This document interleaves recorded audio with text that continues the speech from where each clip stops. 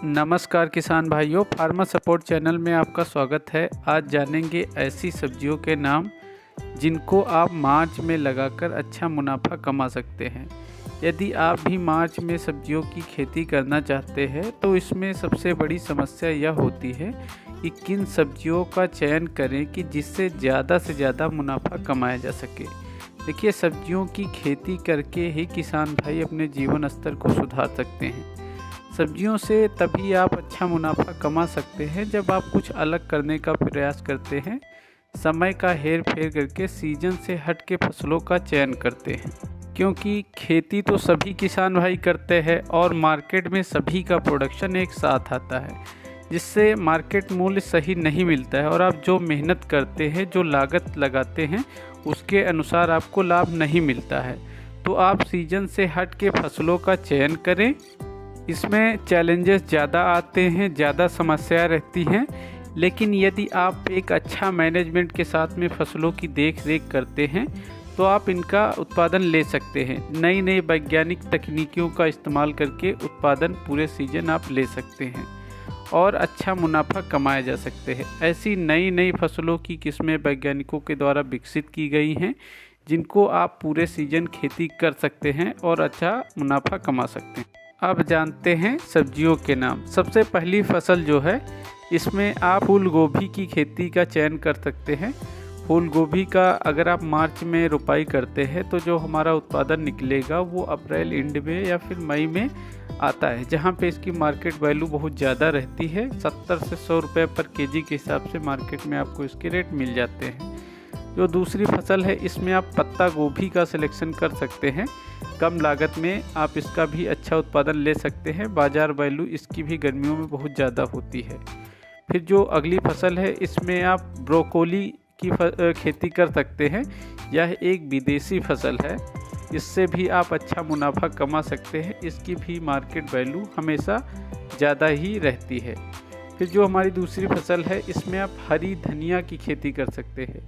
हरी धनिया की फसल जो है ऐसी होती है कि इसकी डेली सभी घरों में इसकी रिक्वायरमेंट रहती है। इसके गर्मियों में जो रेट रहते हैं 100 से 150 रुपये प्रति केजी के हिसाब से आपको मिल सकते हैं। फिर जो अगली फसल है, इसमें आप मूली की खेती कर सकते हैं। कम समय में कम लागत में इससे भी अच्छा मुनाफा कमाया जा सकता है। मूली के भी गर्मियों में काफ़ी डिमांड रहती है और इसके भी अच्छे रेट आपको मिलते हैं। जो अगली फसल है, इसमें आप गाजर की खेती कर सकते हैं।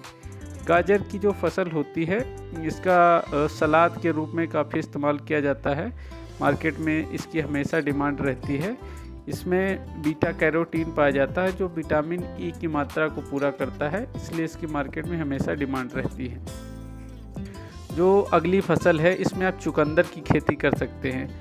चुकंदर भी मार्केट में एक ऐसा प्रोडक्ट है जो हमेशा डिमांड में रहता है। सलाद के रूप में काफ़ी इसको यूज किया जाता है, तो इसकी भी खेती करके आप अच्छा मुनाफा कमा सकते हैं।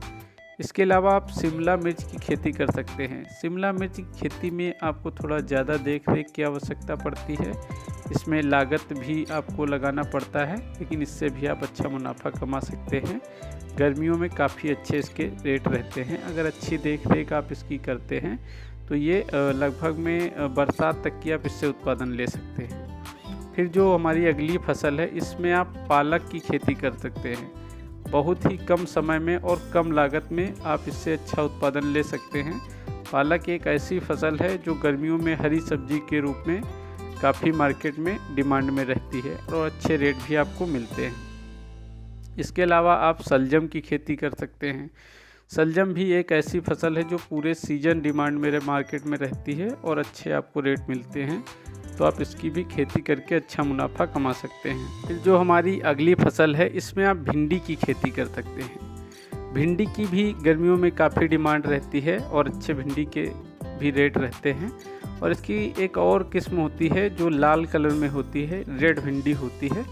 इसका भी मार्केट में एक अलग वैल्यू रहता है। इससे कई ऐसी बीमारियां हैं जिनको कंट्रोल करने की क्षमता रखता है, जैसे हाई ब्लड प्रेशर, डायबिटीज़ जैसी बीमारियों को कंट्रोल करने की क्षमता होती है। तो इसकी खेती कर सकते हैं और मार्केट में अच्छी रेट आप ले सकते हैं। फिर दूसरी जो फसल है, इसमें आप मिर्च की खेती कर सकते हैं। हरी मिर्च की खेती करके आप अच्छा मुनाफा कमा सकते हैं। गर्मियों में काफ़ी अच्छे इसके रेट रहते हैं।